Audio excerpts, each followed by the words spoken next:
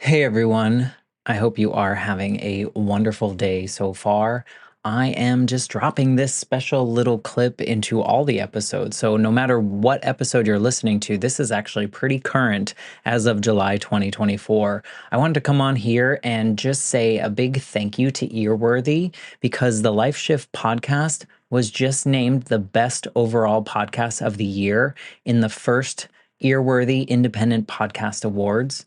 And you've probably seen some articles written about the Life Shift podcast before, written by Earworthy. And now he is launching from his online publication, he is launching these yearly winners of independent podcast awards. And these are specifically for indie podcasters. We are those that wear all the hats. We create the show. Some people write the show. We're producers, sound engineers.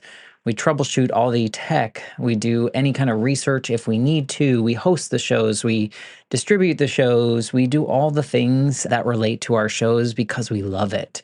And it's so nice to see my name in a list with some other amazing podcasts like Multispective, which won Best Life Lessons Podcast. Salad with a Side of Fries won Best Health Podcast. Bippity Boppity Business won Best Business Advice Podcast. And there are so many more. And so I just want to come on here and say thank you to Earworthy for not only doing these awards every year and just honoring some of us indie podcasters that sometimes feel like we're just shouting into the void, but we're not. We're just doing what brings us joy, and hopefully through that work it brings other people joy. In my case, for the Life Shift, I hope that each episode finds the ears that needed to hear it the most so that they feel a little less alone in their circumstance. But also, Earworthy writes all these amazing publications pretty much weekly, every week, every weekday, I should say, where he writes on Blogger, Medium, Substack, Tumblr, Vocal, Many Stories, and for other places. And he really just highlights the independent podcasters. So thank you, Frank, for everything you do with Earworthy and for recognizing all of us in the first Earworthy Independent Podcast Awards. If you'd like to read more, please head to medium.com/EAR hyphen WORTHY. Thanks again and enjoy this episode.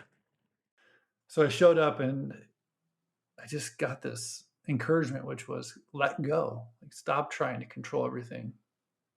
You're not God. You're not a genius. Stop. Let go. Like in your meditation? Yeah. Had you, like growing up, was this a thing like where you would No. meditate and listen to your inner voice or whatever voice that might be? Very, very little. I did a lot of prayer, especially when I was really heavily in church. But even in that prayer, I didn't listen in the way that meditation taught me to listen. You know, prayer was a lot of asking and hoping and wishing, and meditation brought silence and gratitude for me. So it was a different way to show up. Today's guest is Brent Perkins. Brent was a successful entrepreneur. He was a CEO. He was really a driven business leader. But after achieving what we might call conventional success and reaching this pinnacle of what society deems as successful, he really found himself at a crossroads. He was standing pretty much on the mountaintop of success, and still he felt super empty or a deep void, something that really couldn't be filled with these things like external achievements and whatever the next goal might be. In this episode, Brent opens up about his journey from this illusion of success to really the discovery of his inner wisdom and spirituality. He shares his realization that the mountain of success that I just mentioned, the one that he's been climbing his whole life, didn't really exist. This led him to let go of control, quit his job, and reassess his life's purpose. One of the key themes of our discussion today is really the power of letting go and stopping this trying to hold on to control of everything. This act of surrender really marked a turning point in Brent's life. Brent also highlights the importance of recognizing, developing, and really sharing our innate talents and the gifts that we have. He believes that each of us have a unique gift to offer the world, and our purpose lies in sharing that gift. Before I jump into today's episode, I'd like to thank Brian, Gail, Nick, Sari, and Trapper and Shane of Dream Vacations for sponsoring one episode a month on the Patreon tier. This monthly support helps me produce this show all by myself. And that means hosting and editing and the software and the hardware and all the things that I need to be able to bring these important stories to your ears. So thank you so much for that support. If you are interested in supporting the show, please head to patreon.com/the Life Shift podcast, and you can find all the information there. So without further ado, here is my conversation with Brent Perkins.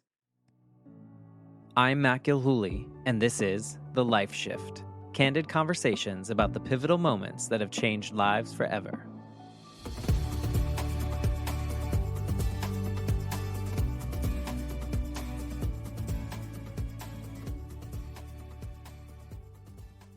Hello, my friends. Welcome to the Life Shift podcast. I am here with Brent. Hello, Brent. Hey, how are you, Matt? I am fantastic. And we were talking just slightly before recording, and we have a mutual friend, Hector. And Hector is a fantastic human being, and he's not paying me to say that. But he said that you are a gem, so no pressure on you. Thank you. And he is paying me to say that he's a wonderful human being too. I hope it's a good amount. He didn't offer any of that for me. So hello, Hector. If you are listening, I appreciate these connections and really honored that he reached out and he was like, hey, I know this guy, Brent. He's got a story and he might want to share it. So here we are. We are able to connect. And, just for a little backstory for anyone listening that is new, and for you, this whole show started as a school assignment. I did a second master's degree during the pandemic, and I took a podcasting class, and I was like, oh, I don't think I can do that, but I'm going to try. And here we are 130 plus episodes later. And it's really fulfilling something that I didn't know I needed in this life, because when I was 8, my mom was killed in a motorcycle accident. And at that moment, my life shifted 100%. My parents were divorced. My dad lived 1,000 miles away. I lived with my mom. Everything about my life was different.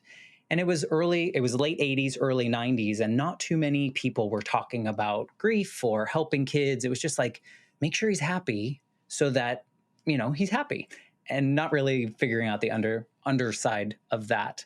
But as a kid, I assumed that. So it was like, oh, I got to show everyone I'm happy. Meanwhile, behind the scenes, I was a mess. I was like, does anyone else have like something in their life where everything changed and they don't know what to do about anything? And so that's how the Life Shift really came about, is like, I'm just curious about people's moments. Are there significant moments or specific moments in their lives where everything was different from one day to the next? And I've just been on this journey talking to all these essentially strangers about these moments in their lives, and it's just been so fulfilling. So thank you for being a part of it before we even have this conversation. Yeah. I think we all have our own story to tell in a different way, and it's all impactful and unique. I love the concept.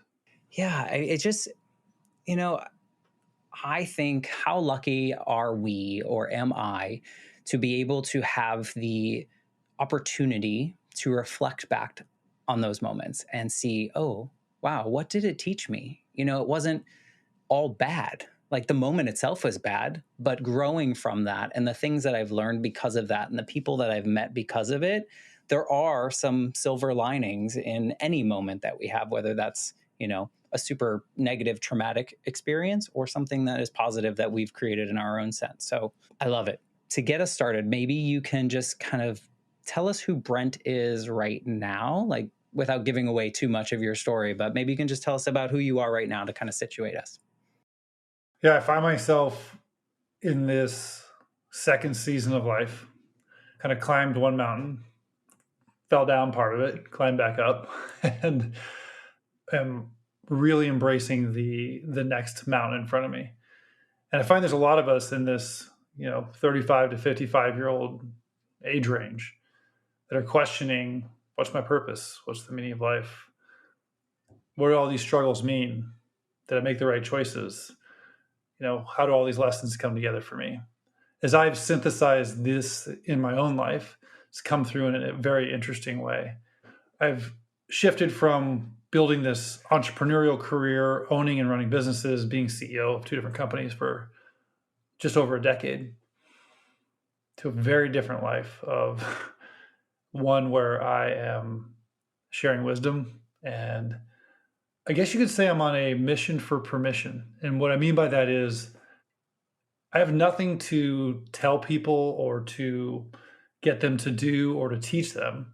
All of our wisdom is really inside of ourselves, and it's finding the permission to look inside, to find that guide that lives in us, right? And it seems like I would imagine that you find a group of people that are like, yeah, let's go. But then you probably find a larger group of people that are so afraid of that or So breaking through afraid. that barrier.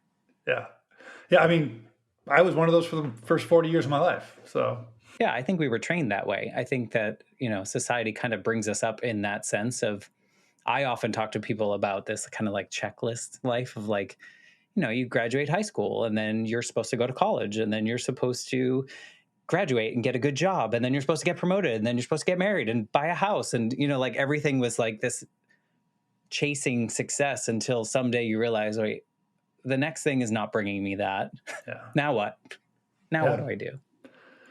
Yeah. And that's actually, it's one of the ways I use to describe kind of what this journey for me has been like, which is how to shift from chasing success to really finding significance. It's powerful. And have you found the meaning of life yet? Because I wish I wish I knew, but I don't think we'll ever figure it all out, right? And that's maybe part of the journey.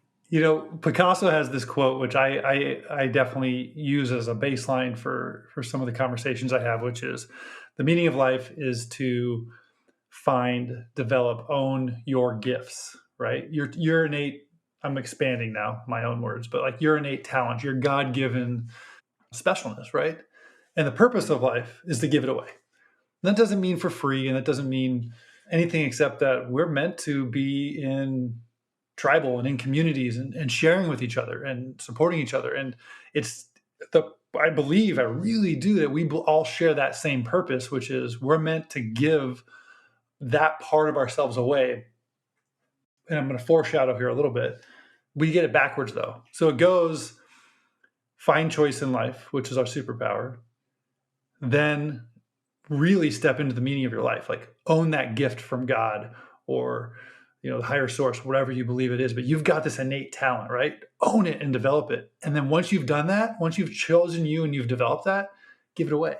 And we go backwards. We think we've just got to give, and we've got nothing to give because we didn't do anything for ourselves. We never chose us. We never developed what we had. We just started giving from an empty tank, and we wonder why we're so confused and get it all backwards. It's almost like we chose from a list. It wasn't necessarily we got to explore and figure out what that choice is, but it was like, here's your list of 5 things that you can do as you move through your life. I hope it's changing for like younger generations now. And I think it has, but I love that and curious how you got there. So maybe before you kind of give it all away, maybe you can kind of take us through what led you up to kind of this pivotal moment that we're going to center today's conversation around. I mean, my journey centered around everything you just said, which was I was checking boxes. Like my dad owned a company, I'm going to own a company. My parents got married and had 2 kids, I'm going to get married and have 2 kids. Go to college. Yeah, there's a college. Go to college, buy a house, do all these things, achieve success in this specific pattern that probably ties back to your family because that's what you know, right? And I did all those things. And I think I bought my first house at 25. I started my first business at 26 and got my first CEO gig. I worked my way into it at 33. I did all these things and I was like, checking boxes, yes. Meanwhile, I'm ignoring my own health. I'm ignoring my own physical and mental, ignoring my own spirituality, ignoring people in my life. Like they took second seat to this checklist, right? Yeah. And it felt like I would sit here and say, "Oh, I'm doing it for them." Well, that's BS. They had no choice in it. Did you feel fulfilled though, like as you were checking those No, boxes? Okay, so it was just the chase. Was it the chase? Yeah, part of it. I mean, you get there and you reach some height of success, right? Whether it's money or whether it's a some sort of an award or some accolade of some sort, and it feels great for about 10 seconds. Yeah. You tell enough people and then you're like, oh, Yeah. great, cool. Now what's next? What's next? Exactly. Yeah, it's never enough because it wasn't, ultimately, it's not what fulfills you because you're chasing something that the biggest lesson I've learned in all this is I didn't need to do any of that to define or to know that I was already good enough. Do you know where it came from for you? Like, was it fed to you by your parents? Was it fed to you by school, friends? Like, where do we absorb that? All the Okay. above. In my family, I was raised in a middle class family, but my mom's side grew up really pretty poor. So she, but actually both my parents, money meant it was pretty important to them. And so while they didn't earn enough to just go get crazy with it, it was definitely something we saw, like they would spend more as we earned more, and it became really this important piece. And then you start like gripping on tighter. Well, you've got something your previous generations didn't have, so you grip on tighter, right? So I definitely saw that control factor playing an ugly role. Because then you're also, I don't know about you, but I see like in my family, like, am I the first one to go to college? Okay, there's a check mark. Now there's this responsibility that I automatically assume that now I went to college. So therefore, I should elevate to this level, and anything less is not successful. Yeah. Anything less is I'm not living my life to its fullest. And it was just like this assumption. But I think a lot of mine, and I don't know if you had any kind of moments in your younger years, a lot of mine was out of fear of abandonment. So like a lot of my success driven things were, well, is my dad going to leave too? Because my mom left, in my small brain, Mm-hmm. someone dying was someone abandoning me. And so the fear was if I was not perfect or successful or checked all the boxes, that my dad might also leave me alone. So I don't know. Does any of that resonate, or is it more of just like society telling you No, that? it does. I think most of our inner child traumatic wounds tie back to either abandonment or lack of self-worth, and or an excessive amount of self-worth that looks like a lack of self-worth. uh, but it feels like 90% of what most of us have gone through our stories, ultimately, when we dig them up deep enough, they come back to one of those two things. In my world, I don't think it was abandonment. I thought it was for a while, but it really was self-worth. My dad traveled a lot, and my mom kind of made me her surrogate husband, and so I was the little man of the house. And that's, there's a lot of psychological best practices and know-hows that talk about how that's just a really tough thing to put on a kid. Yeah. And also thinking like the approval. I think there's a piece of like we just need that approval. And it sounds like when you were saying you were checking the boxes in life and hitting the next milestone, it lasts for 10 seconds because you're like, I expected this to be like the pinnacle. This was going to be the next thing. So as you were chasing this in life, like at what point, because you said you climbed the mountain, when does the mountain stop for you? Or when, like, how do you realize that you're at the top of the mountain and you can't go any farther?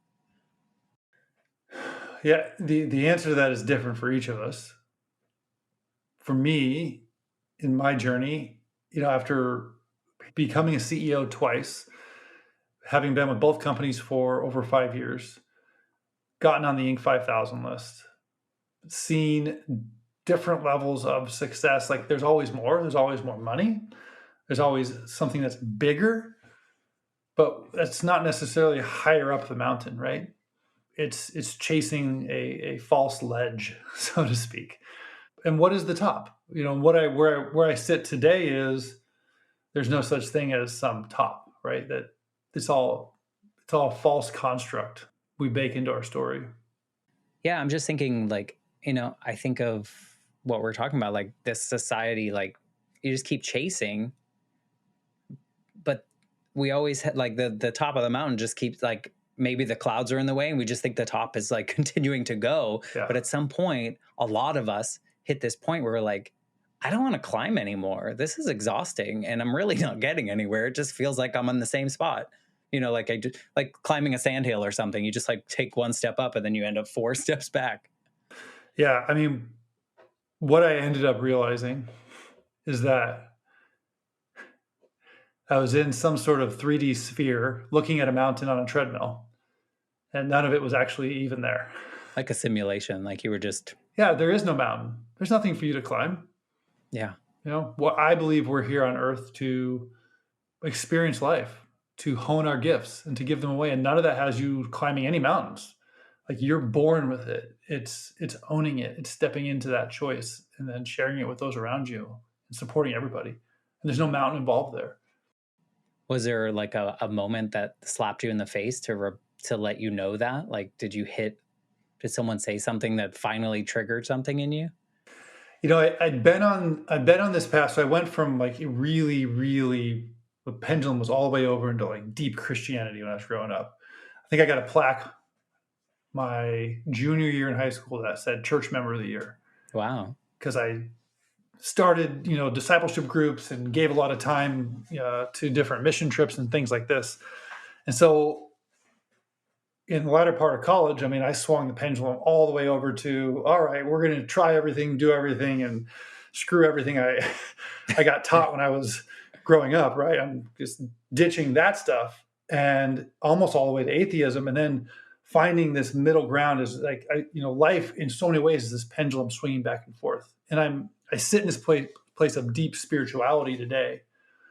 But what got me here was this quest, knowing that, okay, I started over here in like deep controlling religion.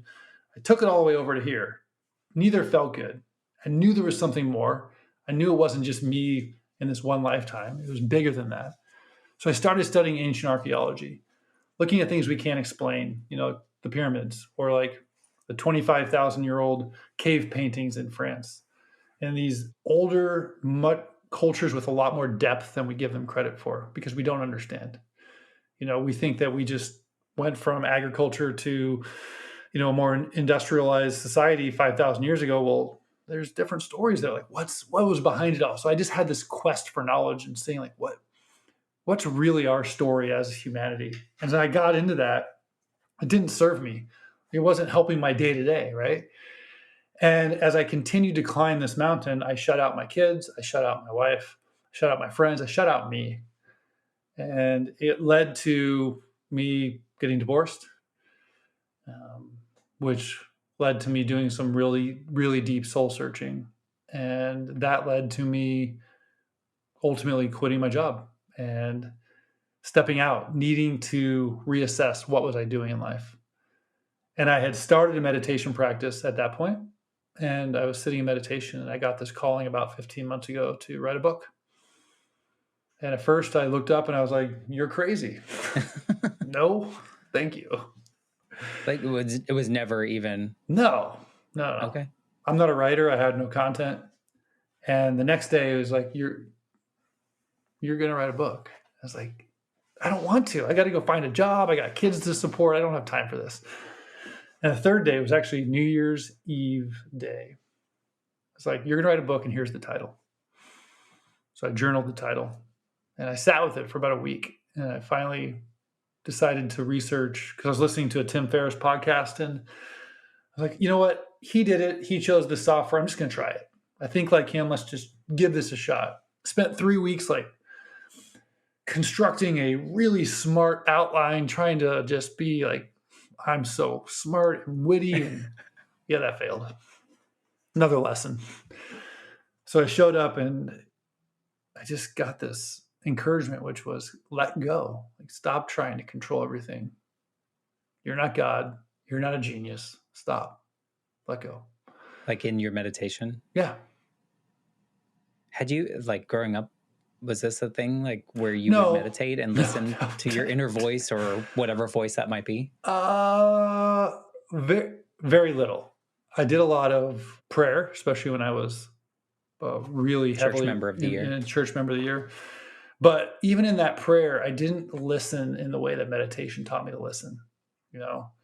Prayer was a lot of asking and hoping and wishing, and meditation brought silence and gratitude for me. So it was a different way to show up. It feels like prayer is like, it's more constructed and more prescriptive in a way. Like there's a there's a way to do it, perhaps, for some people, and that you kind of stick to that mold. But meditation is its own thing for everyone. I think there's like, you find your space in that you can listen to yourself and whatnot. Yeah, and But what I didn't realize then that I do now is meditation is religion agnostic. I mean, it doesn't okay, matter true. because if you can get to a quiet place and listen, no matter what you believe, virtually every religion out there supports, you know, getting to that place outside of you, right? Recognizing it's something in the universe is beyond you. This is personal. I feel that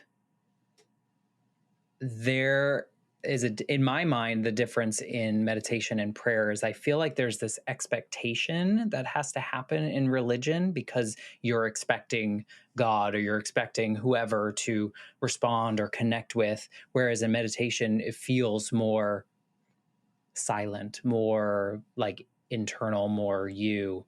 But this is, I mean, these are just my assumptions here because I have a certain feeling about one area and then a misunderstanding of another area, or Yeah. maybe not a full understanding of another area. And so it makes more sense for me if I was to fall into your shoes, meditation would be where I go because that would be the hardest place for me because I would have to sit in that silence and listen. Whereas I could pray because I know the prescription. I know how to follow the rule, I guess, to check the box. You know, in my journey today, it's funny. I'm on a panel tomorrow morning with a rabbi and an ordained priest, and they're calling me the yogi. And of course, they made the joke. You know, a rabbi, a yogi, and a priest walk into a bar. dot dot dot. But what's interesting is the three of us have talked, and both of them are more on the mystic side of their religions. They fully embrace meditation.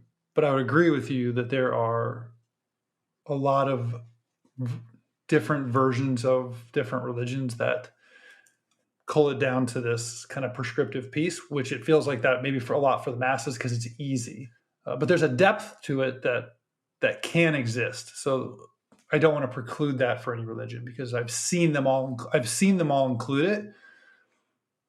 No, I was just thinking, like, personally for myself, I Yeah. feel like when I was growing up, it was like, okay, we go pray now. It wasn't Yes. like I'm called to do this, or it was just like the next thing on the to-do list. It wasn't, and because I wasn't, immersed, I wasn't church member of the year, I wasn't any of those things, but it was just like a check it was a Yeah. check mark. It was like, okay, I say these 10 words and I've met the requirement today, and so meditation scares me because, like, there's such an open door to that. It feels like walking into an abyss. I'm like, so thinking, if I was like you climbing this mountain, how do you even like go, okay, well, I'm going to embrace that?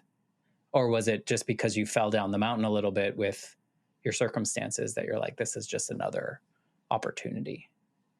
Yeah. You know, honestly, I don't know if I would have found it if I didn't have kids.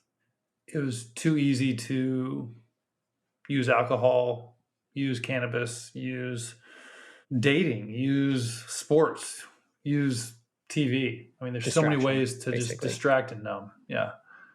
And having kids, I've got teenage daughters. I mean, those other things were options, but I did not want them to be options. It wasn't what I was trying to, the father I was trying to be, how to model, which I think is, I've really learned that as parents past the age of about 7 or 8, we're nothing more than guides and coaches.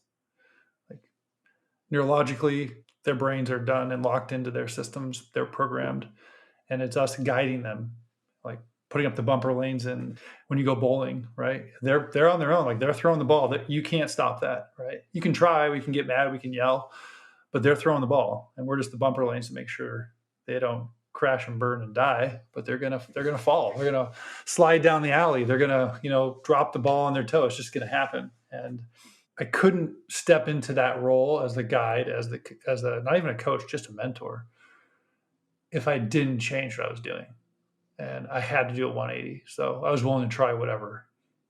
Yeah, because do you look at the start? Because I mean, it sounds like your door into this meditation opened a lot in you, but Oh also man. introduced you to this idea, which was probably your voice all along, to write a book, to put it together, to dive into this, to let go, to do all the things. Do you look at that embracing meditation as kind of like something that really changed you, or do you look at quitting your job because if you didn't quit your job you wouldn't have found this?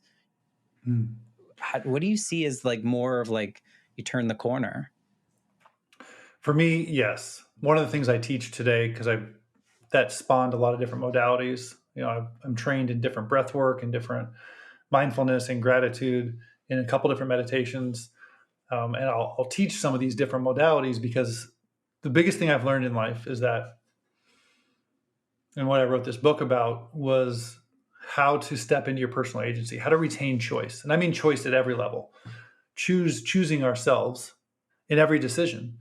And to do that, you've really got to step into the present moment. You can't be living in the past. And I think it was Lao Tzu who said, if you're living in the past, you're anxious. If you're living in the future, you're depressed. And if you're living in the now, you're peaceful. And whatever these modalities are that bring you back into the present moment, because that's the only place we're only living in every second, right? Everything else is an idea or a possibility or a thought or a remembrance. It's not real anymore. So I somehow, some reason, jumped all the way to meditation, which is like the what I end up teaching as like the 10th step on steps 1 through 10. It's what I needed. And yes, it was the doorway to everything else in my life. And if you think about like, do you think that 33-year-old CEO version of you be like, would you be into meditation, or would you see that more as like a protocol to follow? Yeah, I would have liked the idea of it. And I would have done it like once a month when things got really bad. Like going to yoga or something? Yeah. Like, oh, I'm not very flexible right now, so I'm going to start yoga, but not intentional. It's just like it's a relief. It's a distraction, I guess, or something to fulfill that empty box that you have. But it's so fascinating. I love the idea too of the modeling for your kids, because I think when I saw my father finally feel like he was living like his most real, authentic life, that he wasn't trying to chase the best job or do this or do that, or, like he wasn't trying to cultivate some life. He was just trying to live his life. Mm-hmm. That was the first time where I was like, this is the model. This is what we want to see. And I think of that for your daughters of like, they saw you, or they saw some part of you. Maybe they were much younger, but they saw you kind of reaching and trying to hit these successes. And like on paper, they're successful, but you weren't you. Like you weren't like your authentic, leaning into this present moment version of Brent. And now they probably see this version of you and are like inspired. They're not going to maybe be just like you, but they can be inspired to have that agency to do whatever fills that present moment for them. Well, that's why I said in the beginning, my mission is permission. Yeah. And you can't give that. I don't know. Maybe you can, but I feel like you can't. You almost have to like model it so that we can see, like, oh, that's what that looks like. And that's how you give permission, right? It's like you think of like think of yourself as a kid walking into somebody's house, or you're going to some birthday party at like a roller coaster park. You're going somewhere where you're just like new and you don't know where you can go and what doors you can open and where you can walk through, but you see somebody else do it and you're like, oh, I have permission to do the same thing. Or you talk to somebody you thought maybe was off limits, you're like, somebody else just did, my friend did, now I have permission. That's what I mean by permission, right? When we model it, when we show it, when we do it, when we live bold, we show up this way, it lets people know it's okay. It can work out. I can do it. Does that feel like a lot of pressure on yourself, or do you feel that a different way? Like, oh my God, I have a lot of pressure now to help give permission to people. Not at all. No pressure. In fact, This is my neuroses speaking. yeah, the only pressure I feel like I have, if anything, is I have never until the last couple of years really thought about what does it mean today? What do I have to do to show up as my best self? Does that mean that I don't have that beer at that birthday party tonight because it's going to impact how I show up in the morning in my sleep? No, I don't do that. Does it mean like, so these are it's not pressure, but it shifts what you're paying attention to. And that's where it's really more about the choice piece. When I teach about stepping into our choice, our personal agency, it's that it literally exists everywhere. Every minute of the day, there's some choice you could be making, even as simple as, you know what? I'm breathing really shallow. I've got anxiety. I have is like the one autonomic part of our body that we have control over is breath. I'm going to choose to change my breath. We don't do that. Like simple things. Or I'm going to choose that my best friend, I know they're having a hard time. They invited me out to dinner tonight. Man, but I really shouldn't because I need the sleep. I need to talk to my daughter. I need to whatever. But you do it anyways. You didn't choose you. Like choices everywhere, all the time. And I mean, do you see a lot of people that do not realize the choice, or they know it, but they choose otherwise? You know, I don't judge. I just look at my own life, and the other piece of choice I didn't. It's very kind of you. Allude to. Well, I try not to, anyways. Right? I'm human, so I judge all the time. That's I do my best not to. But this other piece of choice is over our interpretation of life. So, and what I mean by that is we are creative beings who experience life through our five senses. Like we don't understand life if we can't touch it, taste it, smell it, hear it or feel it. Like that's why people were so freaked out over COVID when you lost your sense of smell. It's like, I can't eat food. It's all like, we don't know how to interpret our experiences in the world without our five senses. So, getting access to that and then realizing, wait a minute, Matt, yours are different than mine. You smell things differently. You taste things differently. You see things differently. So we could both be in the same place, watching, tasting, touching the same thing, wildly different interpretations. And because of that, it's allowed me to go back in my life, places where maybe I had regret, which I don't live in regret anymore. I think regret takes away from us being able to honor the lessons that were gifted to us, hard or easy, right? But I can look back and say, gosh, my mom was a jerk to me then, and she ended up spanking me, and she treated me like crap. And I can look now and be like, my mom was scared. And I can completely rewrite my story. Is that an active process? Like, is that something that you would do, like, actively? For me, in the early stages, it was an active process because I needed to get practice in, right? Mm-hmm. And I'm at a point now where I don't need to actively do it, but I also don't take anything at face value. Even my own thoughts and my own experiences, I pull them up and it's like, oh, that triggers me to be frustrated with my brother. But you know what? I'm going to ask some more questions. I'm going to get curious. I'm going to actually imagine what is the most generous interpretation of what it could have meant versus this like ugly thing that I remember. Personally, I feel like that would become, and I know myself, become like a checklist, almost like I have to take the moment and analyze it. Do you feel any pressure to do that? Or is it just like, because you've been doing it for so long, it's more of this innate process of gratitude and existence in that way? So I'm going to fast forward in complexity just to touch on this and I'll pull us back out of it. I finally have come to a place where since I trust myself, I love myself, which I never did before.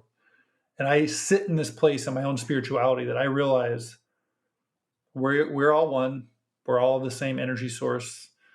I think scientifically that's been proven. And then, whether you're talking about religion or, other spirituality, like it ties back to we're all part of this global unit. And all there is love. The Beatles said it. God said it in the Bible. He is pure love. And so as I sit and I try to, and I work on unconditional love in my life, showing up in that way, I know when I'm out of integrity with that. And that's what triggers me to ask those questions. Okay. Because if I'm sitting here in love, in a space of love, non-judgmental, unconditional love, I have no check boxes because I'm already there. Yeah, because I mean, I think, as a human, we have all the emotions. It's not always sunshine and rainbows. It's not always love. And I think that sometimes, like your pendulum example, I think there could be a tendency where people then start to spend so much time trying to maybe it becomes less authentic because they're working so hard to be authentic, if that makes any sense. Like everything kind of swings way too far and you're not kind of living in the present, which I guess brings us back to that other point you made of sitting there. But here's my mind going all over the place because I think that I'm probably more of the norm of people that just exist in this like hyper exaggerated sense of certain emotions or certain things where we can't always operate in the space where we do what you do. Yeah. I don't even know if there's a question in that. I'm just more kind of like curious that, like you do have human experiences as well. So there are times when you're mad and that you're sad and you're all the things that are not happy, I guess. I guess we assume that living in love is happy, and maybe that's the wrong assumption to begin with. So when I say living in unconditional love and living in love, it's not that all I experience is love. I mean, quite the opposite is true. And in what's become my truth, and I want to be very specific about that, I don't actually believe there's any universal truths. Because we all have our own experiences. Truths are subjective, right? Okay. And it's, some of the biggest pain comes from when you feel like you have to get somebody else to understand your truth. And you're like, hear me, just understand me, right? Yeah. And it's like, it doesn't matter because it's just your truth, because they can never fully experience what you felt. Like they didn't have the hormones pumping in a certain way that tingled your arm because of that music set, whatever it is, right? And sitting in this place of knowing that my truth's just mine and I'm okay with it and I am refining it, and all the emotions hit me because we live in this place like God or source energy, whatever you want to call it, blessed us with relativity. And we have relativity because if we only knew love, or if we only had love, it's like the fish in water, right? Like the fish talking, I forget how the story goes, but basically he finally jumps out of the water and he's like, oh, I was in water that whole time, right? You don't know what you don't know the opposite of. So this relativity that we live in is us moving from the opposite of love is fear, right? So it's getting into deep fear to see, oh, that's what love looked like. Or getting into extreme anger to see the opposite side of that, right? And it's us knowing this relativity of knowing the polar opposite of it, so we can now say, I know what that looks like. I know what that feels like. And even though that might have triggered an emotion of me being, angry, or me having fear, or me whatever it may be, it doesn't mean that because an emotion happens to us, feelings are controlled by us. And what I mean is an emotion is data. Data comes in, boom, we're hit. The feeling is actually something we do have control over because that's our interpretation of that. We decide, like when my mom died, do I get angry? Do I play the victim and say to the world, like, what is this? She was young and this was unfair and all these things? Or do I take that emotion, honor it, and say, you know what? I actually put a smile on my face. She lived a good life. Right? It's a hard one. It's nothing. None of this is easy. Right. It's just possible. No, I agree. I think there's a lot of awareness. I think I feel like I look at you and the way you describe yourself as like where I hope to be and where I think I'm walking towards. Yeah. Because my journey, decades, it took me like 20 plus years to quote unquote grieve the loss of my mother, mainly because I just didn't have the tools and I was taught to suppress it. And it was just like, we don't talk about that. And it creates a whole mess.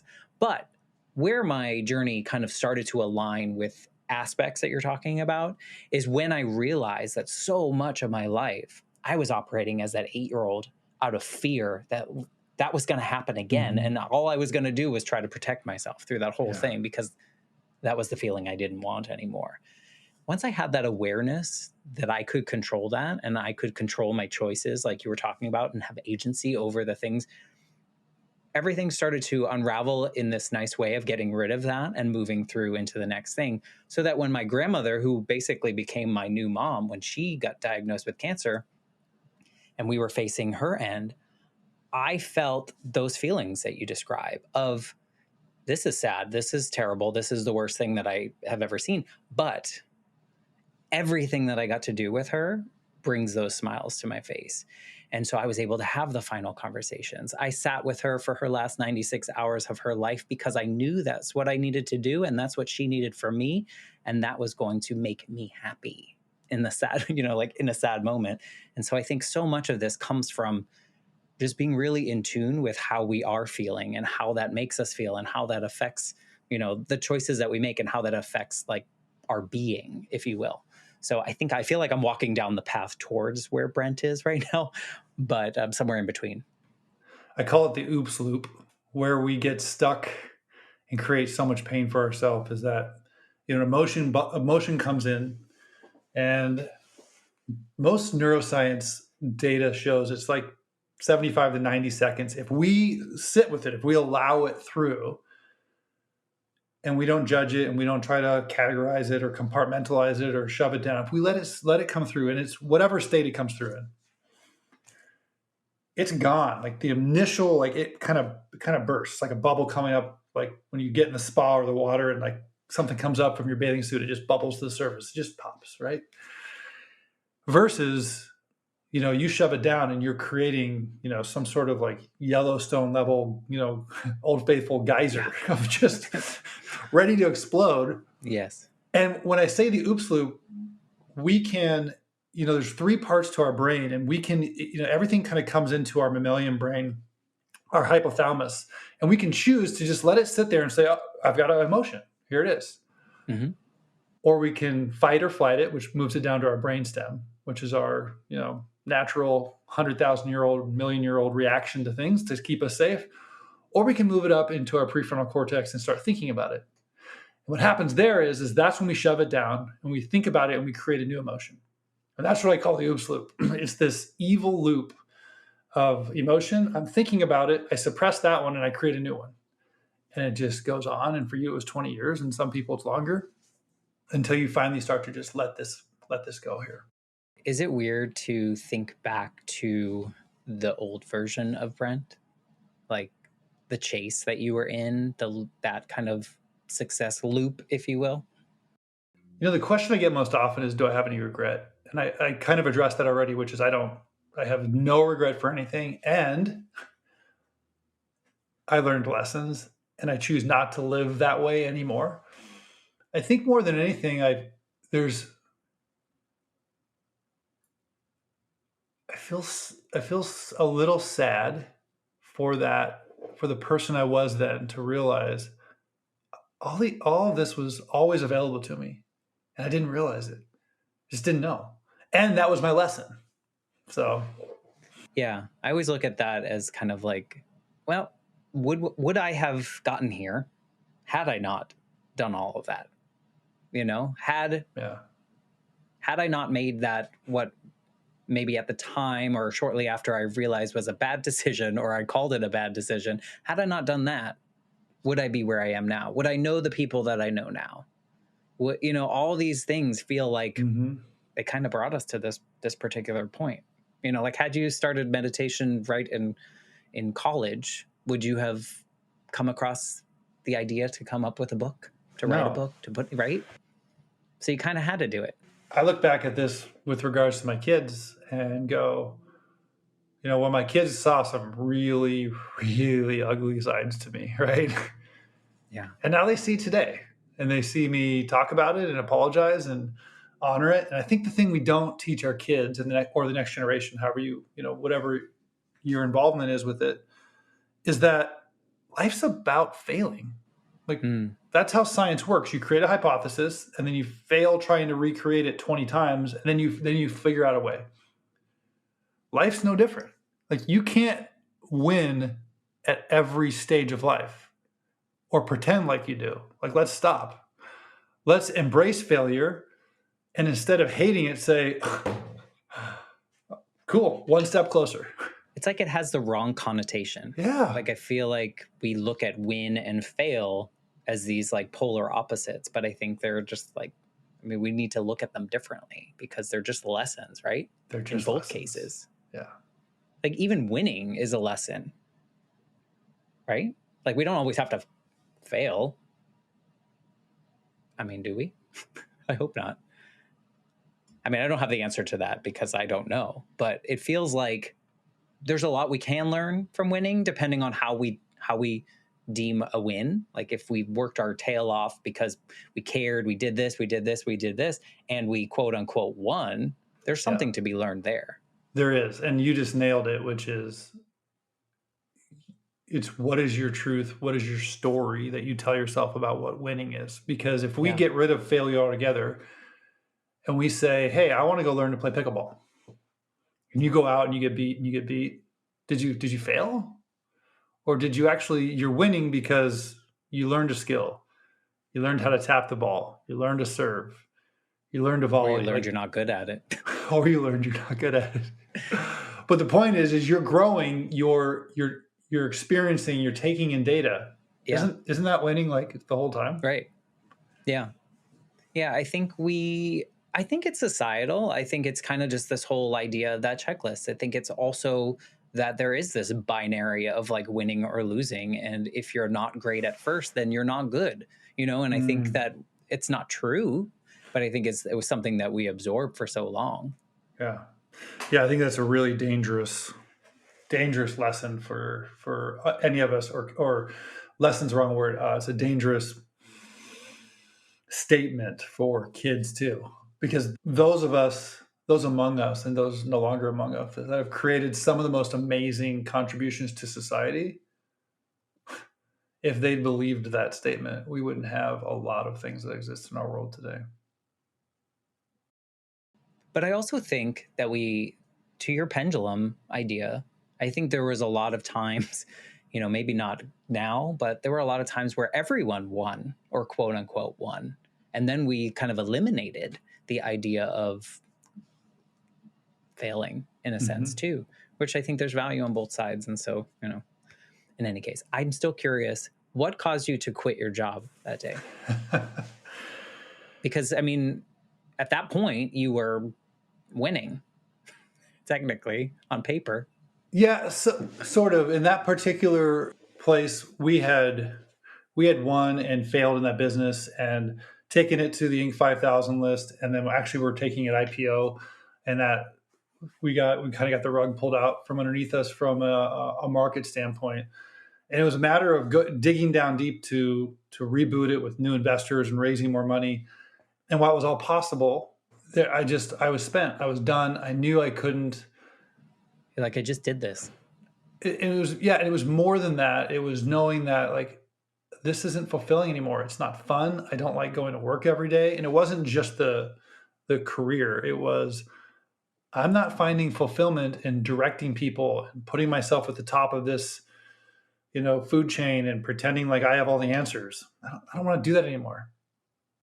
Right. And you said you weren't showing up as the person you wanted to be in the other relationships that you had with, in your actual relationship, and then your relationship with your kids and all those things. And I guess at some point you're just like, why would I do this all over again? And I'm just curious because I've talked to other people that like one day they woke up and they're like, I'm not doing this anymore. Or someone said, you're a jerk. And they've had said it 1,000 times, but that one time was like, that's it. I'm done. Yeah. And sometimes we need that. Like, I think I've talked to people too about like, they've read a book a couple times, but the third time that they read it, this one sentence was just like shining, like blinking in their face, and they changed their life because of it. And so it's so curious to me, but it sounds like this meditation was really this unlocking of a door, if you will, in your life, more so than the quitting. It's true. And as we wind this down, what's interesting is that while there's been plenty of people that have really enjoyed the book and it's touched some souls and changed lives for people, it turned out to be what I needed in my journey. And I didn't write the dedication in the book, so the very front page until the end. And it says in there, this book is dedicated to Brent Perkins. Yes, myself. And it goes on to say, if I can do the work that only I can do, then maybe it will give you permission to do the work that only you can do. And I just found that the book was like the last part in that segment of my journey, that season of my journey, to let go, to release, to surrender, which is a scary word for a lot of us. But putting those words to paper was probably, in a way, a release of a lot of that, right? Like, it was. Putting it together. Because I feel like writing itself gets it out of you and gets it, because I think there's a lot of things that happen in our heads sometimes that feel like a catastrophe. And then you say it out loud and you're like, oh, that's not quite as bad as it sounded in my head. So I would imagine that putting that through and kind of going through your process in your book. What's the name of your book? Paper Cuts, The Art of Self-Delusion. It sounds like it would help a lot of people.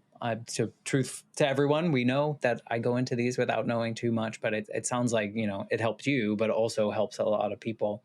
If you were like, I know this is not possible, but if you could go back to Brent, 25, buying your first house, doing the things, chasing the successes, is there anything that this version of you would want to like whisper in his ear or like drop a note in front of him?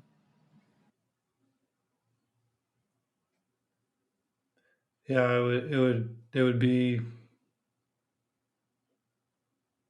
slow down and trust yourself and take care of yourself. Because one of the things I've lived my whole life doing is, well, it turned out I was doing it for selfish reasons. I thought I was showing up in a way to help other people solve their problems, make them feel good. And I just ended up hurting them and myself along the way. And it's because it's so weird, like choosing ourselves, or me choosing myself. There's people who are like, oh, that's narcissistic. Oh, that's selfish. And it's like, it could be. And there's also another way to do it where nobody learns by you telling them what to do.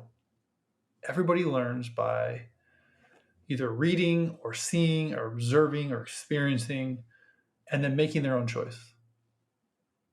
And if they can see you doing that for you, eating right, exercising, taking a pause, saying no, doing whatever it is for you, that's where that permission comes in. And it's like, that's the best way to influence somebody else. Well, I mean, you really, at the end of the day, we can't take care of other people unless we take care of ourselves. And it's to that same point of like, you can't really show up or model or do anything that can be any kind of influence to help anyone else without doing the work ourselves. But that's the hardest part. I would imagine that's the biggest barrier when you talk with people and work with people and try to help them, is like they're in their own way. Possibly. I'll judge for you because I know that you don't want to judge. But I speaking for myself, I think as humans, so many of us were conditioned to just like get in our own way and like outthink ourselves and talk ourselves out of things that maybe could bring us value. It's true. And what's the other piece that's been difficult for me to understand, and I think I have a pretty good concept today, is even though I can't, like you said, you have to help yourself before you help other people. I don't know if I can actually help other people. I can hold space for them. I can show up in a way where I'm not needy or trying to get something out of the situation. So I hear you, I see you. I'm just going to allow you to like bounce things off of me or just like work through what you need to. And I might need to hit the eject button when I need to for me. And I'm okay choosing that. But I would argue that that's helping them. Of course it is, but not directly. Right. Well, not in the way that we've been conditioned of what help is. It's not a handout, but it is, you're serving what they need. And if that's holding space or if that's listening or whatever it is, but you're also, by protecting yourself, like saying, I'm out of here. This is all I can give. We see that and we go, oh, again, permission to do that ourselves. Yeah. So I love that you're really in in the world of giving permission, like you're trying to help people. No, wrong word. You're giving permission to people to make their own choices and to live the life that feels most real or authentic to themselves. I don't know how to describe it in words that are not my own, but I feel like that's how I would interpret that, as like living in the present moment as yourself and doing the things that feel right for you, and that doesn't hurt anyone, hopefully. You don't know what I'm about to say, but you just described why I built this brand, 3X Bold, and how to show up to life bold, which I describe as courageous, authentic, and wild. I like that. Tell me a little bit before we go about your business itself. What is the business that you created for yourself now? Are you a CEO again? A CEO? No, but I did start a small business where I do some speaking, I do some one-on-one coaching, I do leadership training, I do some executive mentoring, and I've got some online master classes. Everything from doing this inner work, how do you calm the inner so you can deal with the outer chaos, to how do you show up bold? How do you start to step into, what's the pathway to let go, give yourself permission? And so this is the work I want to give back to the world in. Because I believe that if we all show up bold, when you're bold, you don't care what everybody else thinks, and you're not doing it in a way that's ugly. You're just like, this is me.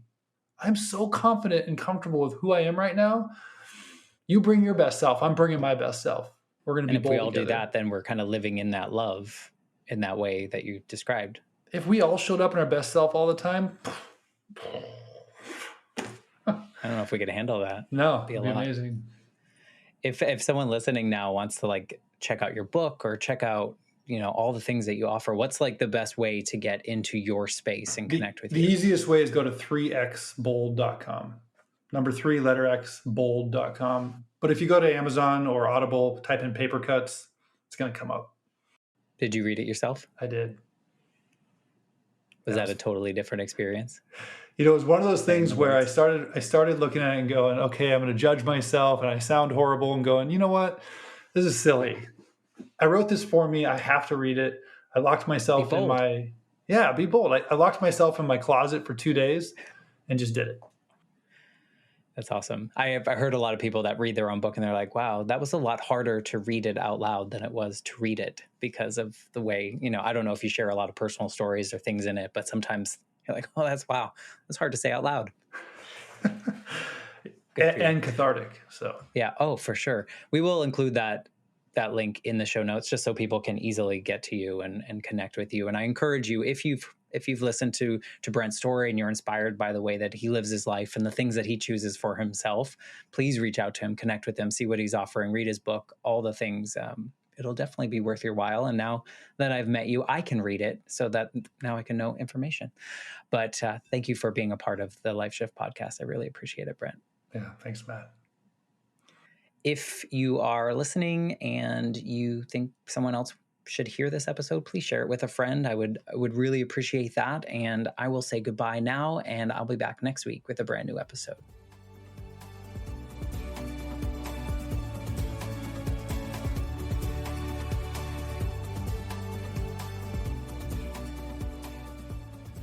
For more information, please visit www.thelifeshiftpodcast.com.